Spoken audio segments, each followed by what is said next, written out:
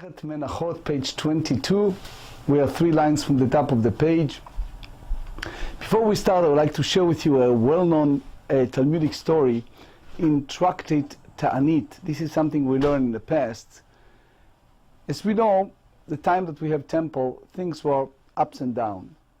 One upon a time, it was a autonomy or control by kingdom from our people, which unfortunately restricted the service in the temple. So because of that, people were not able to do all the ritual needed, and therefore it was the government, unfortunately at that time it was our own government, that put a mishmar hagvul, put certain police around Jerusalem, tried to avoid people from doing offering in the temple. So the Gemara in Ta'anit relate to that a special family that made a really arduous effort to bring the temple the wood. As you know, part of the services need to have a wood for the all the heating and more in the temple. So that family circumvented them by saying to the police at the entrance of the city of Yerushalayim that they needed for those shuvachei yonim, for those running nests. They have eggs that they want to collect, and that's the reason they make those ladders. The wood is basically for ladders for those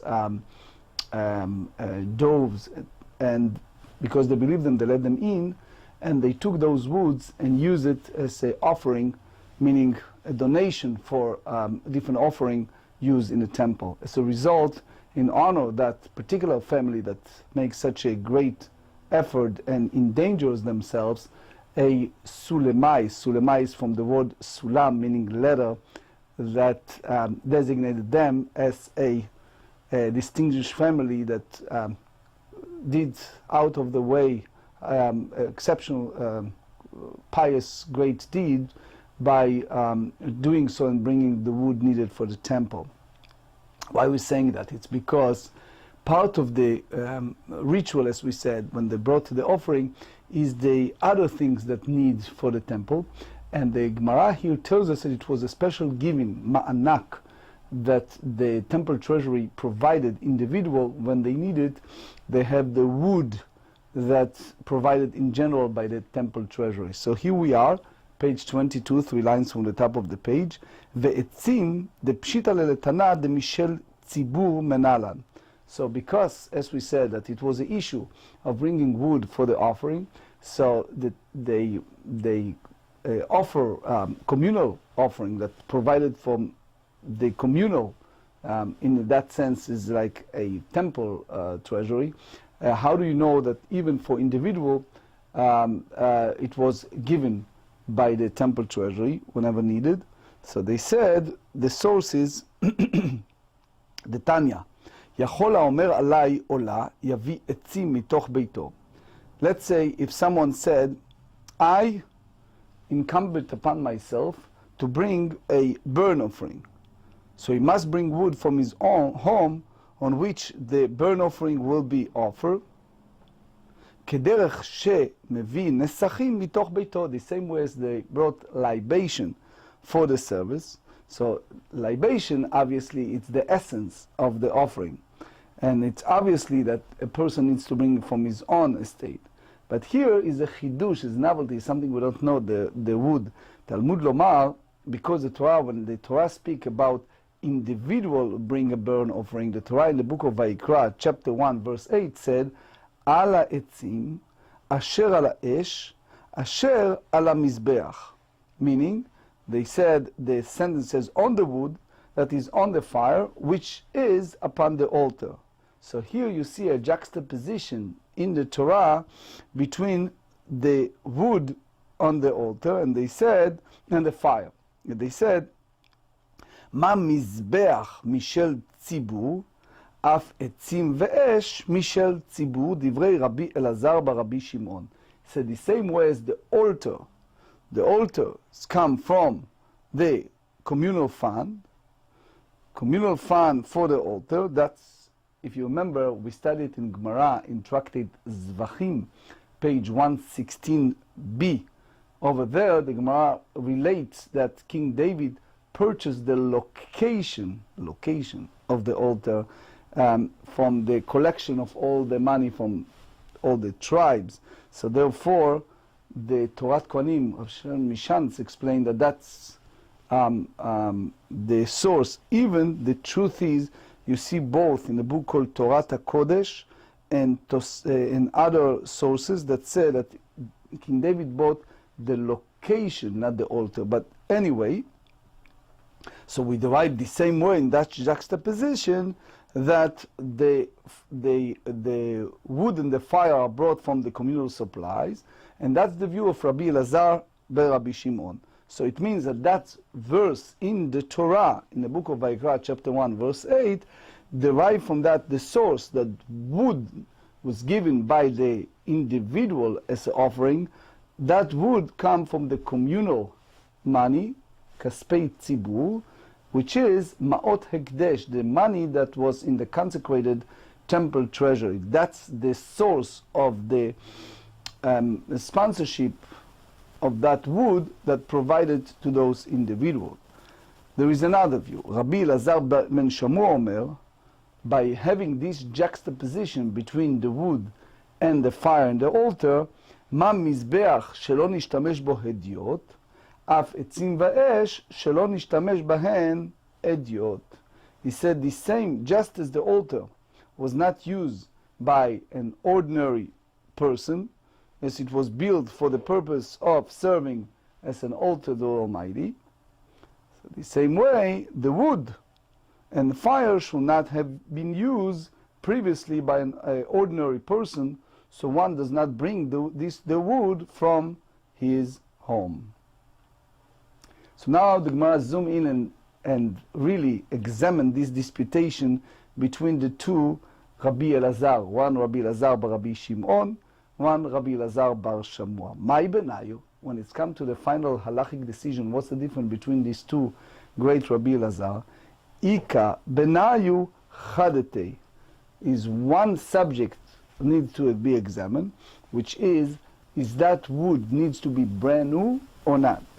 According to Rabbi Elazar ben Rabbi Shamua, the wood, when you need it for the offering, has to be total, fresh, brand new. If it was used before, it's not acceptable, it's not valid. According to Rabbi Elazar ben Rabbi Shimon, even those wood that been used previously is still befitting to bring those offering, as long as is at this very moment belongs to public treasury. If you remember, is a Rashi on that Gemara, Tractate Zvachim, page 116b, that expand on that. You see more on the Rambam, Ilchot Isurei Mizbeach, chapter 6. So, ve'atikei lo, so the Gemara asks, and the previously used wood is not fit to be burned on the altar. And here we have a source from the second book of Shmuel, chapter 24, verse 22.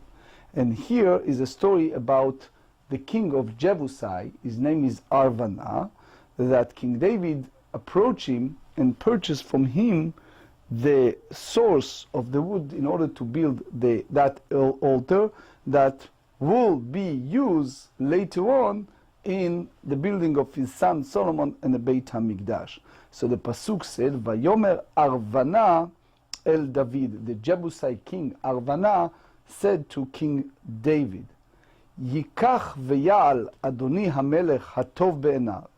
Let the king David, the great king, take and offer up what seemed good in you, King David, eyes. Re'eh habakar la'olah. Behold the oxen for the burnt offering. Ve'hamorigim. Later we see a discussion over this word. Ve'hamorigim, and the threshing instruments. Uchle habakar, and the equipment of the oxen. La'etzim, for the wood. So despite the fact that you see here what the threshing instruments and equipment of the oxen has been used before that previously, apparently they are fit to be used when offering the burnt offering. So he said here, the Gemara said, Hachaname bechadati. So even here, in the story of King David and Arvana, the wood was new, meaning that Arvana, the Jebusite king, never used them. So in that sense, when they offer on the altar, they are brand new. So since part of that pasuk, as we said, is the word morigin, the Gemara asks, my morigin, what is the meaning of that term, that word? Amar Ula explained to us, mita shel turbal, say turbal, it's the Greek from the word tubelos, which can mean a sledge or threshing board, which is a heavy wooden board with notches or spikes on his underside. When this board is dragged by an animal over grain on the threshing floor, the grain kernels are separated from the stalks. So they said, ומאי מיטה של תורבל, אמר רב יהודה, איזה דקור כסה. Rav Yehuda explained that this is the serrated board that the threshers use for threshing, which is dragged over the grain by an animal in order to separate the kernels from the stalks. Darshu ba dashta'ei. So basically they do this type of threshing. Amar Rav Yosef, my kra'a, how do you derive this? So it's a beautiful pasuk from the prophet Yeshaya, chapter 41, Isaiah 41, verse 15 said, Hines samtich lemorag charutz, behold, I have made you a new threshing sledge, chadash baal pifiyot, which is having sharp teeth, it's like chad, tadush harim vetadok, you shall thread the mountain. So this is a promise, obviously is using a euphemism, but the Almighty promised that the time of the Geula Atidah, the time of the redemption, it will be a time that our nation will get rid of all the enemies, has used those terms, the same as that morag.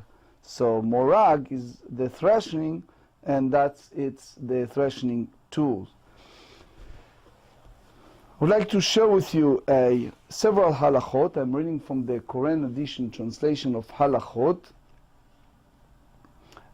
First is the Rambam Hilchot Isurei Mizbeach, chapter 5. An individual does not bring his own wood when bringing an offering. That's basically followed the Braita and the statement of Rabbi Lazar ben Rabbi Shimon, as even Rabbi Lazar ben Shamua does not agree with him. The temple service vessels should be built for the express purpose of serving as consecrated vessels. If they were built for an ordinary purpose, they may not be used as sacred vessels. It's based on Tosefta Megillah chapter 2, and that's the Rambam Ilchot Beit Abchira chapter 1. Whether there is a requirement that the wood be new, and that's the Lechem Mishnah on the Rambam Ilchot Isurei Mizbeach chapter 6. Wood salvaged from the demolished building is permanently empty. Only the new wood that has never been used for any other purpose is made for arrangement on the altar. That's basically the stuff and the food that was out there. Now we're going to our Mishnah Kedosha, and it's important to know that these upcoming two Mishnayot dealing with Ta'arovot Menachot, which means when the meal offering will mix in part or in full with the other. So the Mishnah Kedosha tells us, Nit'arev kumtza bekometz chaverta, if its comets mix with the comets of another. b'minchat kohanim, or with the mincha kohanim, offering of kohanim, b'minchat kohen HaMashiach, or mincha offering of the anointed kohen, b'minchat nesachim kshera, or with mincha offering of the libations, it is valid. Rabbi Yehuda Omer b'minchat kohen HaMashiach u'minchat nesachim psula. Rabbi Yehuda says in the case of a mincha offering of the anointed kohen or the mincha offering of libations, it is invalid. Shezo blilata ava vezo blilata raka, because this one's mixture is thicker and this one mixture is thinner.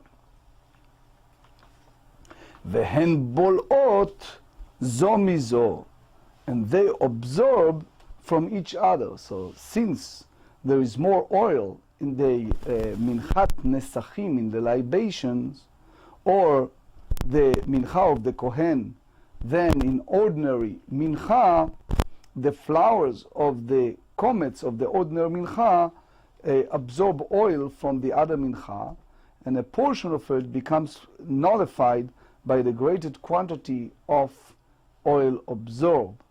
As a result, the comet's flour loses its legal standing and is for all practical purposes considered to be non-existent.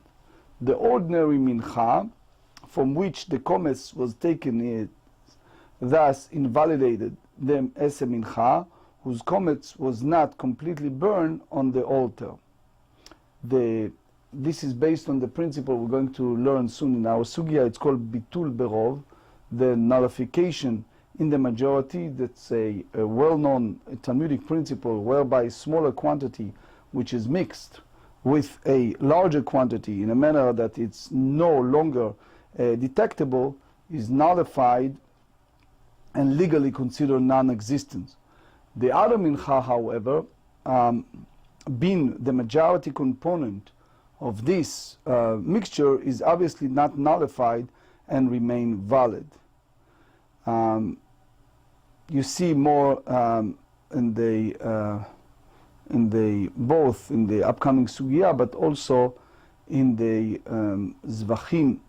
The rabbis, which is the first Tana of the Mishnah, however, hold that both menachot are valid. Their view is based on the principle that ein olin mevatlin zo et zo, substances which are offered on the altar do not nullify each other, and therefore there is no concern that the comets can be nullified by the minchat nesachim or the mincha of the Kohen Gadol, since both are to be burned on the altar. That's basically the Rambam in his commentary on the Mishnah, and you see more in Tosfot Rabbi Akiva Iger.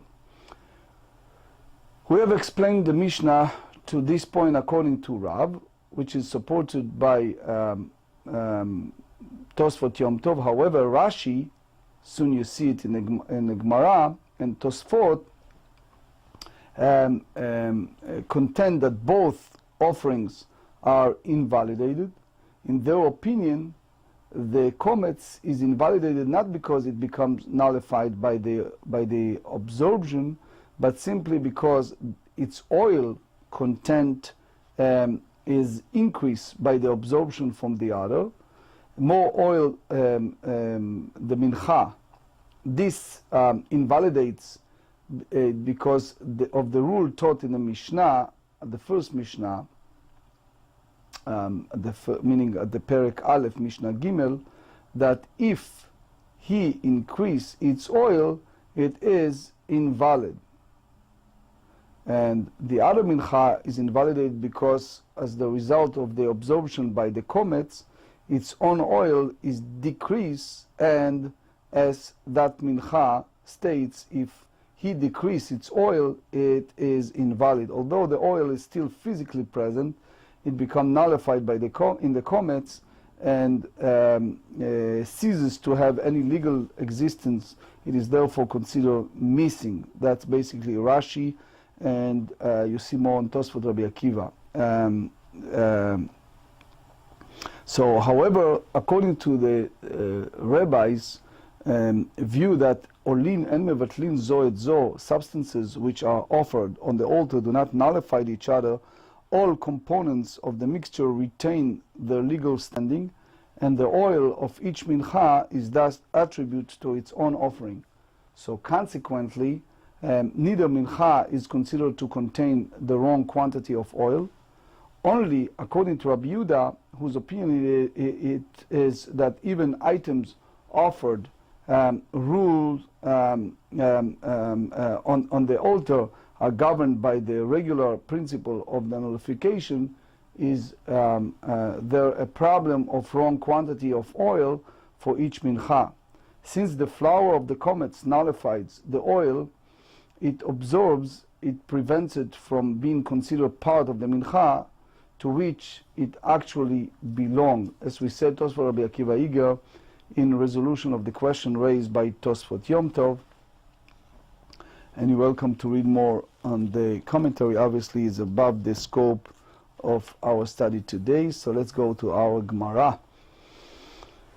Now the Gemara bring a Mishnah that we study in Tractate Zvachim in order to give us some introduction to this contradiction between the word of Rabbi Yehuda over there to what we learn here. And as we explained, there is a lot of mechanism between the two Masechtot, between Zvachim and Menachot, when it's come to the first and the second chapter. Here in our third chapter you see some contradictions. So this is Mishnah in Tractate Zvachim, page 77b, dealing with the law of mixture, and they said as follows: Dam shenitarev b'mayim, which means the Gemara in Zvachim 78 said that it was a situation, you have this mazrek, this one that they use in a temple, and they have the collection of the blood there, but unfortunately water dropped in there. So the question is, if you have a blood of an offering fit for offering that was mixed with water, dam shenitarev b'mayim, so here we're dealing with the question of appearance. Im yesh bo mar'it dam kasher, if the mixture has the appearance of blood, so it is fit for presenting on the altar, even though the majority of the mixture is water. However, because you have mar'eh, you have the appearance the most, nitarev beyain, but if the blood was mixed with red wine, so now you have a red wine and you have blood, it's two different entities. So one views the wine as though it were water. If that amount of water will leave the mixture with the appearance of blood, it is fit for presentation. Likewise, nitarev bedam be'ema or bedam chaya, if the blood was mixed with the blood of a non-sacred domesticated animal, or the blood of non-sacred undomesticated animal, ro'in oto ki'ilu mayim, one considers the blood as though it were water. Rabbi Yehuda disagreed, and Rabbi Yehuda said, en dam mevatel dam, blood does not nullify blood. So consequently the Kohen presents the blood of the mixture on the altar regardless of the ratio of sacred to non-sacred blood. And that's important. Obviously there is the whole concept of ro'in, you see more on Zvachim 77b. We just give the very basic foundation. Ramah Rabbi Yochanan u'shnehem mikra echad rashu. Both the sages and Rabbi Yehuda derive their source from the same verse, and this is a verse in the book of Leviticus chapter 16 verse 18. They said, "Velakach midam apar o midam ha'sa'ir, v'natan al karnot hamizbeach saviv." The Kohen Gadol, and he shall take of the blood of the bull and the blood of the goat, and put it on the corner of the altar. So Tosfot here, and also in Zvachim 77b, dealing with the concept of mar'it hain, how much you have this apparent.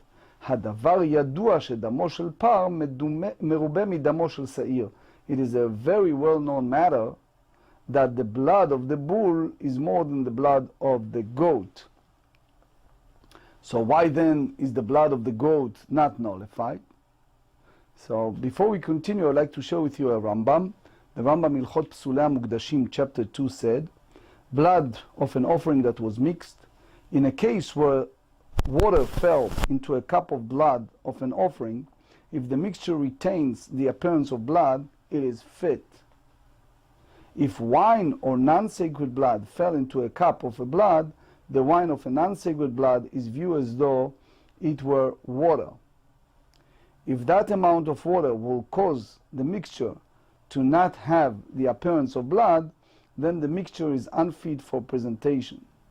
If that amount of water will leave the mixture with the appearance of blood, it is fit for presentation. That's basically follow the view of the sages in Tractate Zvachim, page 77b, and with the statement of Rabbi Yochanan there.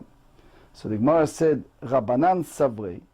Rabbi Yochanan explained that the sages, which is the first Tana, hold.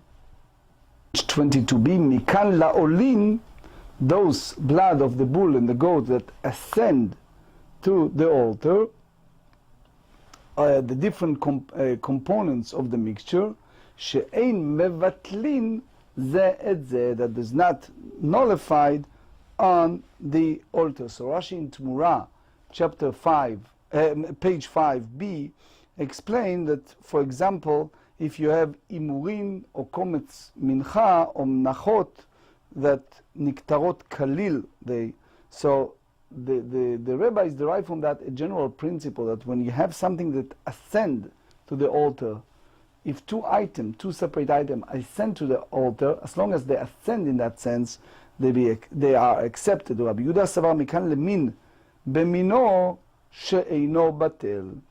So here is the other concept that soon we're going to see. Not only in this sugya, you see the subject of tarovot a lot, but here Rabbi Yehuda holds from. Here we learn that any substance in contact with the same type of substance is not nullified.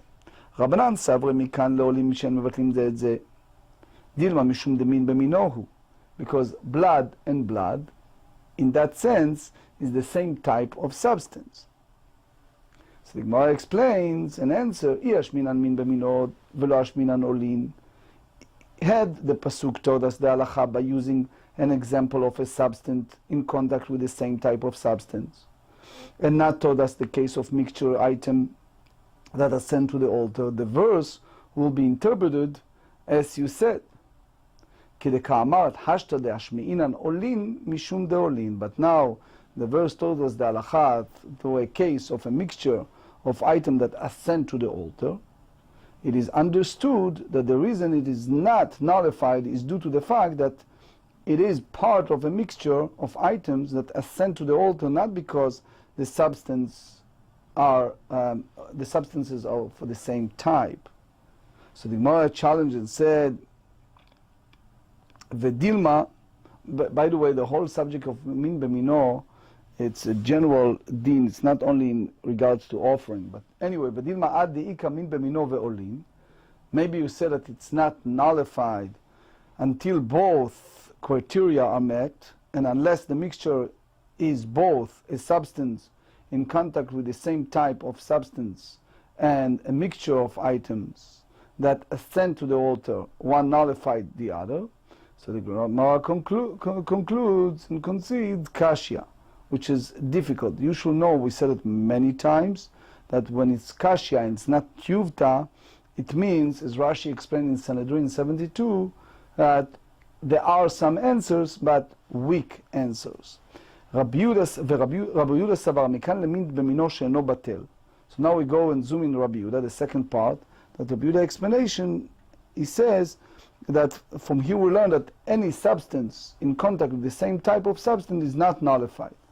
So what's the idea? So they said, V'dilma mishum deolimu. Perhaps you said that because the blood of the goat is not nullified when mixed with the blood of the bull, because that it's a mixture of items that ascend to the altar. So the Gemara said, no.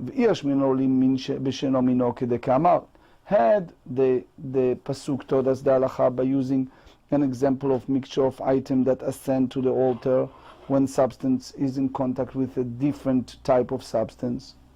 the pasuk will be interpreted as you explain to us, as you say, kideka'amar. Hashudashminan bim mino. But now we learn that the substance, with the same type of substance, what we understand that it is, the reason it's not nullified, mishum demin bemino, because the fact is that it is the same type of substance. So the same mahalach, v'dilma adi kamin bemino ve'olin. You may say that it's not nullified until both criteria are met, and unless the mixture is both a substance in contact with the same type of substance, and the mixture of items that are sent to the altar, one nullify the other. So the Gemara left it the same manner, they say kashya. It's difficult, but teutzim, explanation, you can say, you see for example the Ran, Tractate Nedarim, page 52, he tried to explain that you have to differentiate between things that shonim, a difference from each other, the thing that the shavim. He said that the Rabbi Yehuda hold it's depend upon the mina chomri, which is the tam, the taste, versus the Rabbanan hold that it's the din, the difference. But more on that you see the Ran, Tractate Nedarim, page 52, try to explain the machloket between Chachamim and Rabbi Yehuda. Tnan, we learn in our Mishnah, Rabbi Yehuda Omer, if you have a mixture, במנחת כהנים, במנחת כהן משיח ובמנחת נסכים, if a handful was intermingled with the meat offering of Kohanim, with the meal offering of the anointed Kohanim, or with the meal offering of libations, psula, the mixture is unfit, because with regard to this, the handful from the standard meal offering, it's mixture with a thick, shezov l'ta'ava, וזו בלתה רכה, and we got to that, the meal offering of the anointed Kohen and the meal offering of libation mixed is loose. והן בולעות זו מזו, the mixture which are not identical absorb from each other, but which is invalidated both. So the Gemara asks, וכי בולעות זו מזו מה הווה? But when the mixture absorbs from each other, what of it? What's the issue?